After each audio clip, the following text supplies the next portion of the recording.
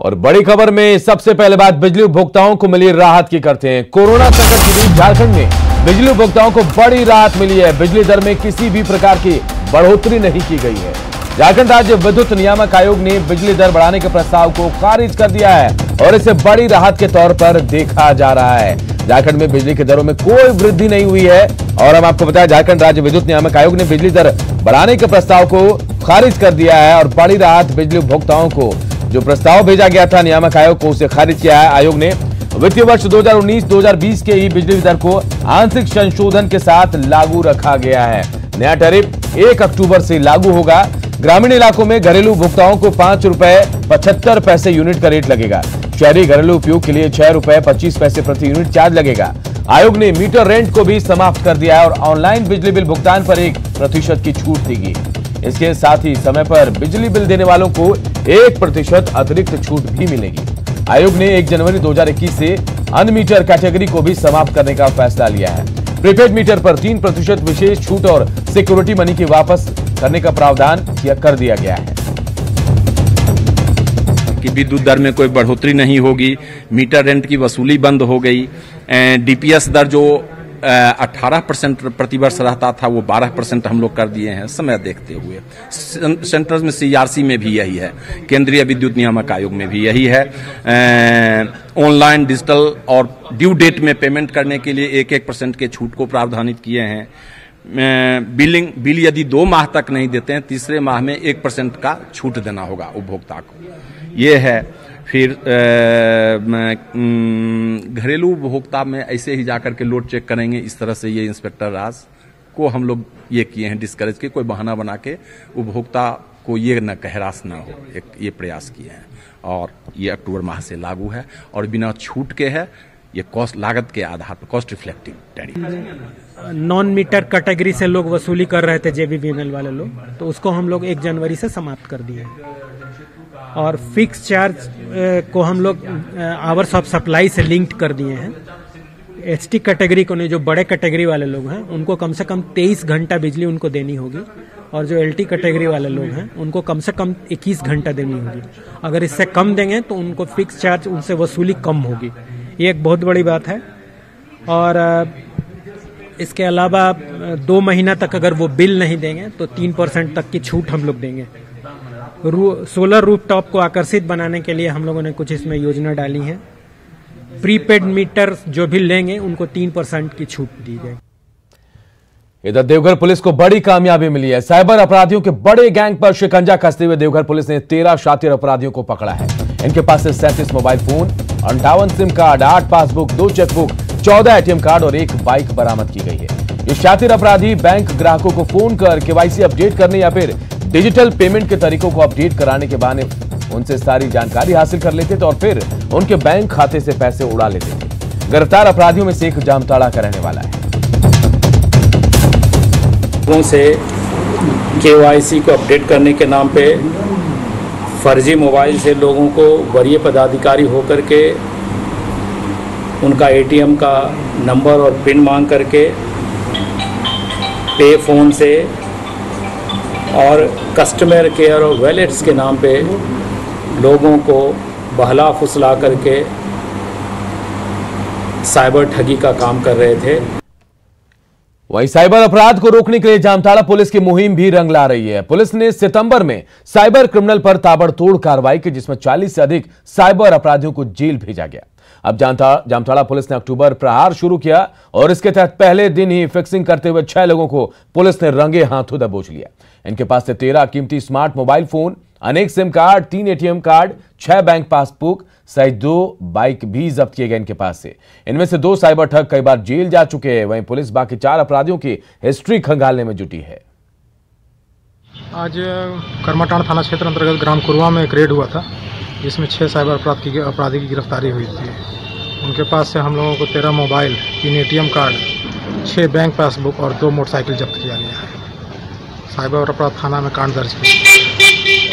इसे रोकने के लिए सर आगे और क्या प्रयास किया जा रहा है? लगातार हम लोग की छापामारी अभियान जारी रहेगी। गोड्डा में सैलून गोलीकांड में 2 लोगों की हत्या मामले में पुलिस हत्यारों को पकड़ने के लिए छापेमारी में जुटी है। सीसीटीवी फुटेज के आधार पर 4 लोगों के इस कांड में शामिल होने के सबूत मिले थे। इन चारों की धरपकड़ के लिए पुलिस लगातार दबिश बना रही है। इसी कड़ी में पुलिस ने अपराधियों की तलाश में बिहार में बांका जिले के शंभूगंज में छापेमारी की। इस दौरान अपराधियों ने फायरिंग भी की, जिसमें एसडीपीओ बाल बच गए। गोली उनके गले को छूती हुई निकल गई। इस दौरान दोनों ओर से फायरिंग हुई, जिसके बाद पुलिस ने हत्याकांड में शामिल एक अपराधी को पकड़ लिया। वहीं बाइक भी जब्त की गई है। हालांकि इस दौरान एक अपराधी वहां से भाग निकला, उसकी तलाश में छापेमारी की जा रही है। चारों तरफ से हम लोग घर घेर लिए। घर घेरने के बाद एक खिड़की से हम ही खुद देख रहे थे, हम और एक टेक्निकल सेल का सिपाही था जो टच दिखा रहा था, उसी में देख रहे थे। देखने के दरमियान जो एक इस कांड में जो बाइक चला रहा था उसका नाम अभिषेक है, अभिषेक कुमार सिंह या अभिषेक सिंह जो भी है, उसने वहाँ सोया हुआ था। जब तक ये टच दिखा के जब तक बोला गया कि दरवाज़ा खोलो, उसने हम पर खिड़की की तरफ से फायर कर दिया और उसके बाद दोनों तरफ से फायरिंग होने लगी। लगभग 10-12 फायर उन्होंने किया। हम लोग भी उसके जवाब में हम भी किए फायरिंग। बाइक प्रयोग हुआ था, उस बाइक को हम लोग लिया। एक आदमी और जो वहाँ से आया था ये अभिषेक के साथ, जो चालक है उसके साथ, उसको भी हमने इधर साहिबगंज में कारोबारी अरुण शाह हत्याकांड में पुलिस ने एक महिला आरोपी को गिरफ्तार किया है। गिरफ्तार आरोपी काफी शातिर बताई जा रही है और उसने फिरौती मांगने के लिए साजिश रचकर अरुण शाह के अपहरण की बात स्वीकार भी कर ली है। आपको बता दें कि इसी कारोबारी को छुड़ाने के लिए पहुंची पुलिस पर अपराधियों ने फायरिंग की थी, जिसमें बरहेट के तत्कालीन थाना प्रभारी और एक एएसआई घायल हो गए थे। उनसे इलाज के दौरान रांची के मेडिका में एएसआई चंद्राय सुरन की हालांकि मौत भी हो गई थी। पुलिस इस मामले में दूसरे शामिल अभियुक्तों की तलाश में जुटी है। उसने अपनी संलिप्तता स्वीकार की है इस कांड में और इसका संपर्क सामुएल से था और एडविन सिंह सोरेन से था, जिन लोगों ने मिलकर ये घटना को अंजाम दिया था और इसकी षड्यंत्र रची थी। और इस कांड में अपराध को ले जाने में इन्होंने बहुत ही महत्वपूर्ण भूमिका निभाई। अतः यह एक मुख्य अभियुक्त पकड़ी गई है। शेष अन्य अभियुक्तों के लिए फिलहाल जो चल रहे हैं उनके लिए अभियान जारी है। हम लोग जल्द ही उनको भी करेंगे। रिम्स के केली बंगले पर आज सुबह 200 से ज्यादा नेताओं की भीड़ टिकट की दावेदारी के लिए उमड़ पड़ी। लेकिन हर दिन की तरह जैसे न्यूज 18 की टीम ने नेताओं से बात करना शुरू किया, तमाम नेता वहां से भाग खड़े हुए। बंगले के बाहर आज शुक्रवार को भी काफी ज्यादा संख्या में बिहार से राजद नेता पहुंचे हैं। जैसे ही न्यूज 18 का कैमरा आया, गाड़ियों की रवानगी और नेताओं की रवानगी यहां से शुरू हो गई है। हम देख रहे हैं, कुछ नेताओं से बात करने की कोशिश करते हैं। नेताजी, आज आप यहां पहुंचे हैं, दावेदारी टिकट को लेकर आए थे, लेकिन यहाँ है जो मिलने नहीं दिया जा रहा है। नहीं दिया जा रहा है? नहीं। किस विधानसभा से? उजियारपुर विधानसभा से हैं। उजियारपुर विधानसभा। नेताजी से बात करते हैं। नेताजी, किस विधानसभा से दावेदारी? उजियारपुर से। उजियारपुर से। आपकी दावेदारी? हमारी दावेदारी नहीं, हम कार्यकर्ता हैं उजियारपुर विधानसभा के और हम लोग चाहते हैं जो स्थानीय उम्मीदवार हो। आलोक कुमार मेहता जी का काफ़ी विरोध है हमारे यहाँ, इसलिए हम लोग सीट बचाना चाहते हैं। जो दूसरा अगर उम्मीदवार हो, जयराम मरन जी हैं, हमारे 70 वर्ष उम्र हो गया पार्टी में, शुरू से सेवते राम। स्थानीय उम्मीदवार की मांग है कि स्थानीय प्रत्याशी को टिकट दिया जाए। क्या है? हम लोग टिकट लेने आए हैं। हाँ। हम लोग ऐसे ही सामाजिक न्याय के भगवान है, तो पता लगा तो मतलब दर्शन के लिए आए हैं। हॉस्पिटल में रिम्स में कुछ काम था, तो पता चला जो लालू जी भी सुबह के टहलते हैं, लेकिन आप तो मिले नहीं। बिल्कुल। हाँ, इसीलिए हम लोग बाएं रिम्स है और दाएं केली बंगला है। हाँ। तो दोनों काम हो जाए एक बार में? नहीं, काम नहीं हो जाए। ऐसे आए थे तो लोगों ने बोला लालू जी इसी में है। हाँ। मिल रहे हैं तो हम लोग, लेकिन आए नहीं, हम लोग मिल नहीं पाए। ऐसी बात नहीं है। कोई बात नहीं, लालू जी से मुलाकात के लिए नहीं पहुंचे। अभी थोड़ी देर पहले यहाँ पर 200 से ज्यादा नेता मौजूद थे, लेकिन जैसे ही न्यूज 18 की टीम पहुंची, नेता यहाँ से पलायन कर गए और गाड़ियों की रवानगी भी हो गई। कैमरामैन राजीव के साथ संजय कुमार सिन्हा, न्यूज 18 रांची। गांधी जयंती के मौके पर रांची के मोरहाबादी मैदान में गांधी प्रतिमा के पास कांग्रेस ने धरना दिया। केंद्र के कृषि कानून के खिलाफ आयोजित उपवास कार्यक्रम में प्रदेश अध्यक्ष रामेश्वर उरांव समेत कई नेताओं ने हिस्सा लिया। इस दौरान रामेश्वर उरांव ने केंद्र सरकार पर निशाना साधा और साथ ही कहा कि एमएसपी को खत्म करने के लिए कानून लाया गया है। हम कह रहे हैं कि कानून बना दीजिए, एमएसपी को कानून का दर्जा दे दीजिए। हमको कोई विरोध नहीं होगा, हम किसानों का चाहते हैं भला। किसानों का कल्याण चाहते हैं। इसीलिए आज हम यहाँ पर उसके विरोध में, तीनों कानून के विरोध में, और लॉ रिफॉर्म्स हुआ है, ये लेबर रिफॉर्म्स, उसके खिलाफ हम लोग। वहीं गांधी जयंती के मौके पर केंद्रीय मंत्री अर्जुन मुंडा ने रांची के मोरहाबादी स्थित बापू वाटिका में श्रद्धा सुमन अर्पित किए। इस मौके पर अर्जुन मुंडा ने कहा कि महात्मा गांधी ने देश की आजादी के लिए पूरे भारत को जिस तरह से प्रेरित किया, उसे हमेशा याद रखा जाएगा। राष्ट्रपिता महात्मा गांधी जी को सत सत नमन करता हूं और उनके मार्ग पर हम सब एक अनुयायी की तरह कैसे आगे बढ़ें, क्योंकि उनके जो सोच है, विचार है, चिंतन है और समग्र भारत के बारे में जो उनकी कल्पना थी, स्वदेश और स्वराज, उन बातों को देश के यशस्वी प्रधानमंत्री नरेंद्र भाई मोदी जी लेकर आगे बढ़ रहे हैं। पूर्व सीएम और बीजेपी के राष्ट्रीय उपाध्यक्ष रघुवर दास ने भी रांची के मोरहाबादी मैदान में गांधी की प्रतिमा पर माल्यार्पण किया और उन्हें श्रद्धांजलि दी। इस मौके पर रघुवर दास ने कहा कि बापू ने जो किसानों के लिए सपने देखे थे, उसे प्रधानमंत्री नरेंद्र मोदी पूरा कर रहे हैं। महात्मा गांधी अमर रहे, अमर रहे, अमर रहे। महात्मा गांधी अमर रहे, अमर रहे, अमर रहे। हम कह सकते हैं कि आज़ादी कितने वर्ष के बाद महात्मा गांधी के नाम पर राजनीति खूब हुई, लेकिन महात्मा गांधी के जो कल्पना थी, जो संकल्प था, आदरणीय मोदी जी आज सिद्धि तक पहुंचाने का काम कर रहे हैं।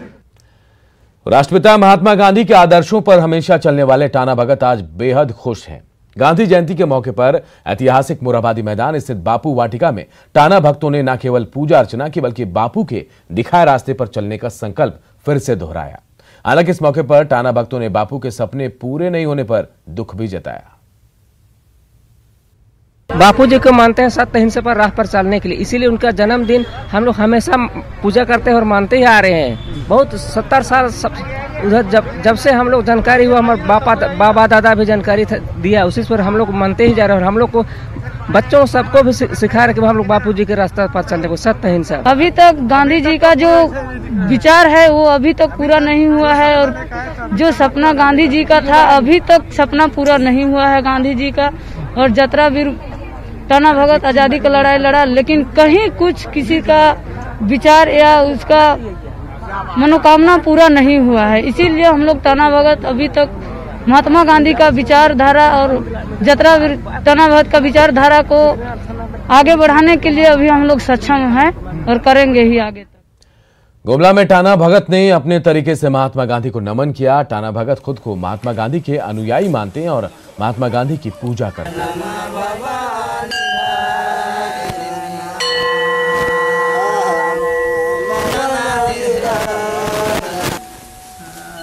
महात्मा गांधी को हम संपूर्ण देश के टाना भगत भगवान की तरह पूजते हैं और हमारे पिता पूर्वज पूजते आए हैं। आज भी हम उनका वंशज महात्मा गांधी को भगवान की तरह पूजते आए हैं। और जो देश के आज़ाद में, देश को आज़ाद कराने में जो बलिदान हुए, वो बलिदान को भी हम, जितने भी पूर्वज हमारे थे, उनको आज हम टाना भगत मानते पूजते आ रहे हैं। इधर बोकारो में आज बीएसएल के नगर सेवा भवन के बाहर प्रदर्शन करते हुए विस्थापितों ने आत्मदाह का प्रयास किया, लेकिन वहां तैनात जवानों ने इन लोगों को गिरफ्तार कर लिया। नौकरी के लिए बीएसएल के खिलाफ ये लोग यहां प्रदर्शन कर रहे थे। प्रबंधन पर नियोजन में आनाकानी का आरोप लगाते हुए अब जमीन के बदले हर हाल में नौकरी की ये लोग मांग कर रहे थे। हालांकि आत्मदाह की कोशिश इन लोगों ने की, लेकिन वहां मौजूद पुलिसकर्मियों ने इन्हें रोक लिया, इन्हें गिरफ्तार कर लिया गया।